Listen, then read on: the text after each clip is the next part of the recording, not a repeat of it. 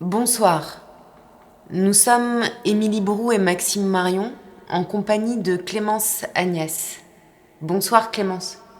Bonsoir Émilie, bonsoir Maxime.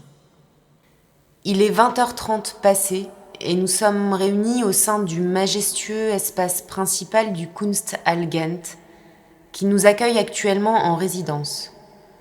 Nous allons nous entretenir autour de notre dernière vidéo intitulée A Truly Shared Love. Dans ce film que nous aimons qualifier de tragédie et où le capitalisme serait la malédiction, nous nous mettons nous-mêmes en scène et donnons à voir notre véritable histoire d'amour. L'action se déroule principalement dans notre propre environnement domestique avant de se prolonger dans une sorte d'open world, mais toujours, à de rares exceptions près, à huis clos. Nous y évoluons entourés de notre chat et de divers compagnons connectés, comme l'assistant Alexa, l'aspirateur intelligent Roomba ou le nettoyeur de piscine Victor. Il y a aussi d'autres gadgets qui œuvrent continuellement en arrière-plan à la rationalisation et à la quantification des données liées au corps, comme l'Apple Watch ou la lampe Somneo, qui guide la respiration par ses pulsations lumineuses pour aider à se détendre et à se réveiller ressourcé. Dans ce huis clos, on a par ailleurs rapidement le sentiment que ces espèces compagnes, animaux, plantes, robots, objets connectés font plus que vous environner. Ils sont des protagonistes à part entière. Ils apparaissent, disparaissent, reviennent, interagissent, évoluent, s'adaptent au même titre que vous dans les modulations successives qui constituent le film. En effet, le film se construit par modulation et retour de motifs, de plans, de mots-clés, de moments de vie. Les temps de travail et de loisirs se confondent progressivement, de même que l'alternance des jours et des nuits. Les espaces, eux, se reconfigurent sans cesse. C'est comme s'il y avait une perte totale de repères, comme si tout devenait liquide. Mais cette liquidité se fait aussi le reflet de l'idéologie technolibérale. Et cette idéologie se caractérise, entre autres, par le fait d'accomplir finalement le contraire de ce qu'elle nomme. Cette liquidité dont vous parlez pourrait nous laisser croire que tout est mouvant, possible, que la transformation, l'individuation, l'émancipation sont à la portée de chacun en permanence. En fait, cette réalité liquide est métastable. Elle ondule, se meut dans toutes les directions, mais revient toujours à son point médian de stabilité. Pour se la représenter, on peut penser à une bouée, à la surface de l'océan. Elle suit les mouvements des vagues, s'adapte à chaque courant, mais revient toujours dans sa position moyenne. En cela, le film nous parle du numérique, avec ses patterns, ses réitérations, ses répétitions altérées. L'évolution des boucles nous plonge, au départ, dans une certaine mélancolie. Les protagonistes semblent s'enfoncer dans le tragique d'un monde sans langue, donc sans lien, sans sujet ni amour. Jusqu'à une forme de rupture, à mi-chemin, où Émilie apparaît dans un univers paradisiaque, pouvant presque paraître virtuel. Et où les mots-clés de la langue maternelle passent en anglais international, achevant de priver le sujet de sa localité. Pourtant, c'est bien dans le retour des boucles, dans les réitérations symptomatiques que quelque chose s'enraye. L'image se construit en feuilletant diverses épaisseurs de réflexion. La profondeur de champ remonte à la surface, elle écrase sur le même écran les reflets d'autres plans inaccessibles. De même, les protagonistes se cherchent dans leurs reflets sans se voir. Et le verre d'incrustation, les filtres, les masques, le retrait du regard gagne du terrain. Ce verre omniprésent renvoie à la fois au verre d'incrustation qui permet de le remplacer par n'importe quel autre contenu et au verre comme couleur symbolique de la nature. Mais une nature toujours présentée comme un produit et prise tout au long du film dans une chaîne de transformation. De l'état le plus sauvage avec les paysages grandioses à celui le plus domestiqué, comme avec l'extracteur de jus ou le terrarium. C'est assez paradoxal d'ailleurs, car le vert symbolise en effet la nature, mais celui bien particulier utilisé pour l'incrustation a été choisi car précisément, il est parmi les couleurs du spectre visible, celui qu'on rencontre le moins quand on enregistre une image. Il permet d'incruster en discriminant le moins de nuances dans l'image détourée. Il occupe donc aussi cette place de ce qui pourrait incarner la tonalité la moins naturelle dans une image. Cette dialectique entre naturel et synthétique est en double fond du film et se retrouve également dans certaines œuvres d'autres artistes, qui apparaissent discrètement comme relais narratifs ou bien même comme vos œuvres diégétiques, c'est-à-dire comme les œuvres de vos personnages, ou plutôt de vous-même qui jouez votre propre rôle. Cela produit un trouble et une jubilation tout ambiguë quant au statut problématique de ces images. Comme Window, la verrière minimale de Julie Vessière dont elle déplace le motif dans différents contextes, qui est présentée ici comme s'il s'agissait d'une œuvre réalisée par les protagonistes. Il y a aussi les monstera, ces plantes ornementales d'intérieur très tendance qui s'enflamment et dépérissent sur le papier peint de Jimmy Bocan. Ou encore le sweatshirt représentant l'Ophélie de Millet de Guillaume Constantin, qui apparaissent comme des annonciations de mauvais présages. D'autres nous renvoient plus directement à l'écran et à sa matérialité, comme le filtre Instagram de Caroline Delieutraz ou le massage d'écran issu d'une performance de Karine Klonowski. Ces pièces ont en commun un statut ambigu, jouant de leur contexte de diffusion ou de leur dimension utilitaire. Ici, elles sont perçues non pas comme des œuvres, mais comme des éléments de décor, des accessoires ou des supports à la narration. Il y a aussi de nombreuses références à la culture cinématographique, pop ou artistique. Par exemple, un plan fait explicitement référence à une vidéo de Wolfgang Tillmans, un autre à une scène des Amours imaginaires de Xavier Dolan, ou encore le thème musical de La Nuit reprend une mélodie de la chanson Ghost de Japan. Ces renvois à d'autres œuvres, d'autres contextes, semblent d'ailleurs moins directement citationnels qu'ambiants. Ils ont l'air de mailler le souvenir du vieux monde dans la trame synthétique des images. Ça produit un effet de mélancolie. Elles y sont la dernière survivance des traces de vie passée avant que celles-ci ne se retirent dans la seule réitération random d'une banque d'images. Elles nous reviennent comme des spectres, avec leurs résurgences inattendues, leurs ritournelles opiniâtres, comme cette chanson distordue de Japan, dont les accords détachés de l'ensemble de la mélodie viennent ponctuer le film.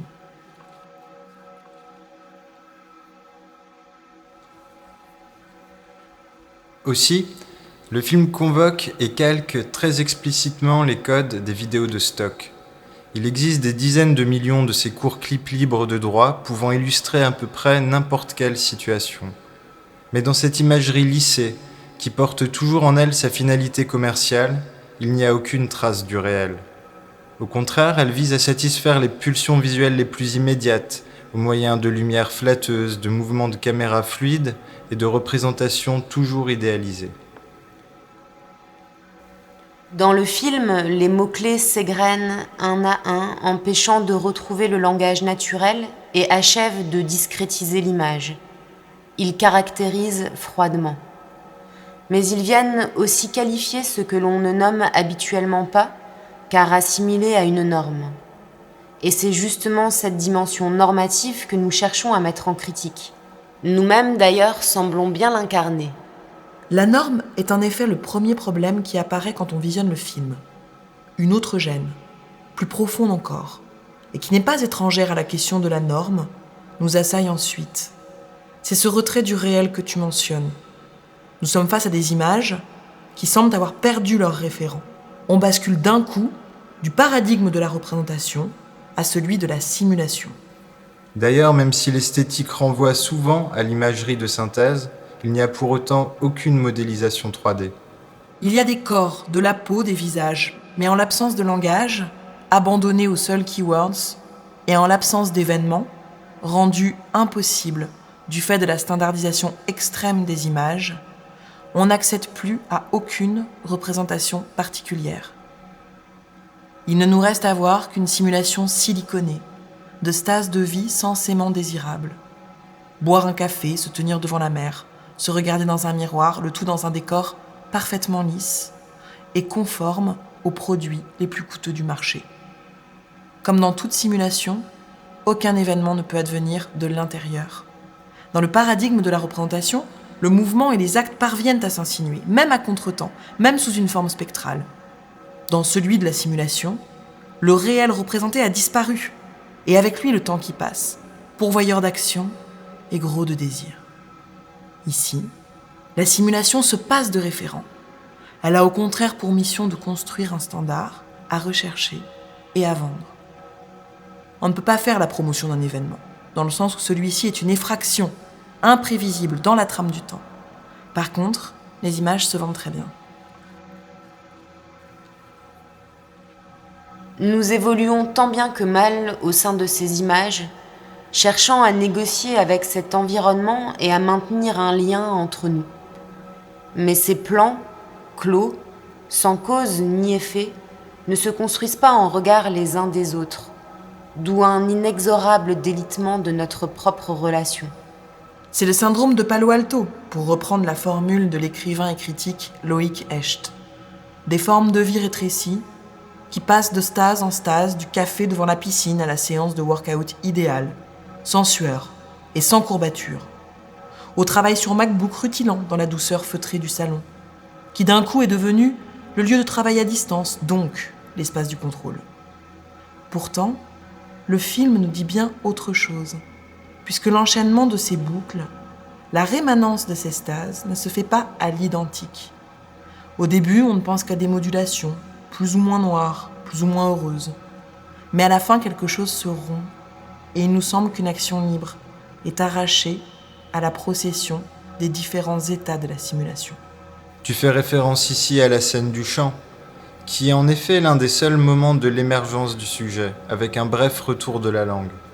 Mais cet instant fragile donne immédiatement lieu à une envolée qui joue de ficelles émotionnelles évidentes et éprouvées, avant de s'effondrer tout aussi brutalement pour nous ramener dans cet univers de simulation.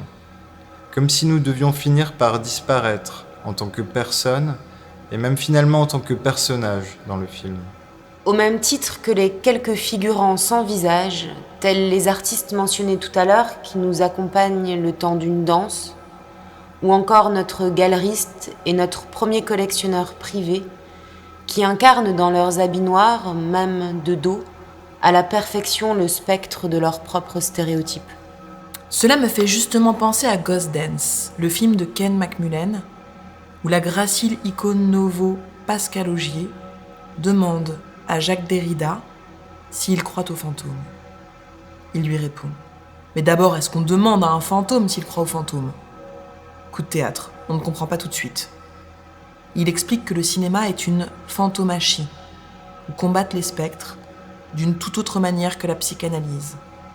Que d'ailleurs les deux sont liés dans l'équation qu'il pose. Cinéma plus psychanalyse égale science des fantômes.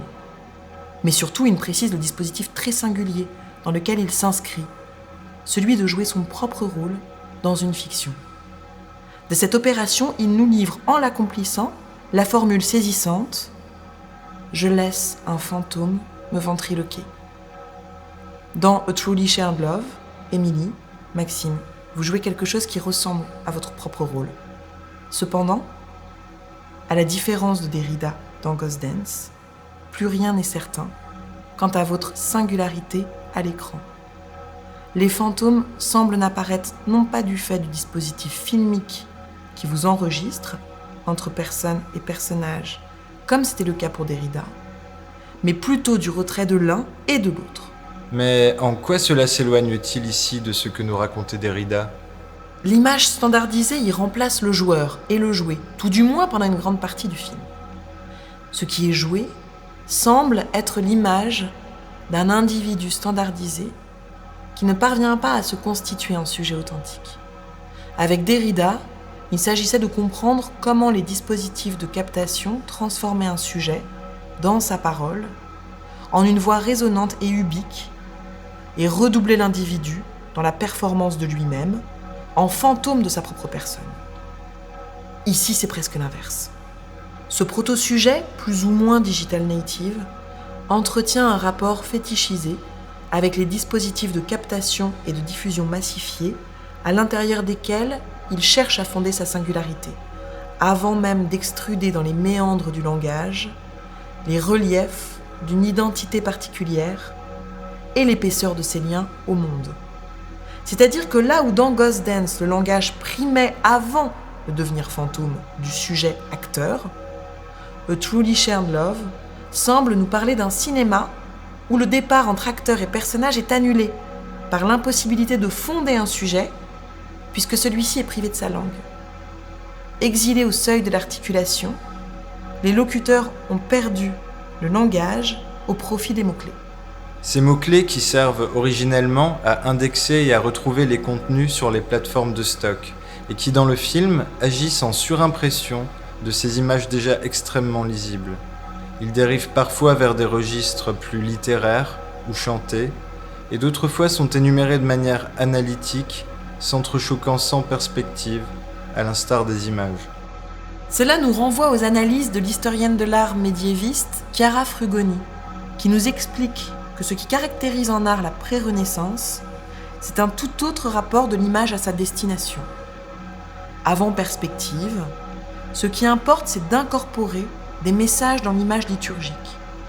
Destinée à ses ouailles majoritairement analphabètes, chaque église se dote de représentations à visée d'instruction et de moralisation. En l'absence de lecture possible, l'image est le relais de la langue. La représentation perspective, elle, fait passer au second plan le message. Elle cherche à imiter la vision humaine et à représenter ce que pourrait être une capture faite par l'œil. Ici, la pulsion scopique prime sur la lecture.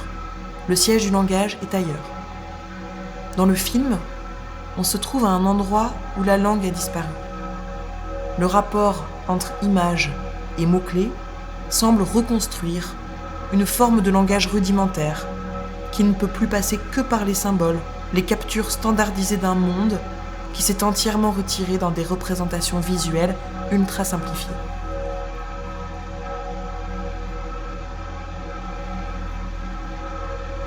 Et cette absence de perspective, cette perte d'horizon est aussi accentuée par l'emploi récurrent du point de vue zénital. Depuis la vision satellitaire jusqu'au drone Narcisse contemplant le reflet de son propre œil machinique duquel nous serions tous prisonniers.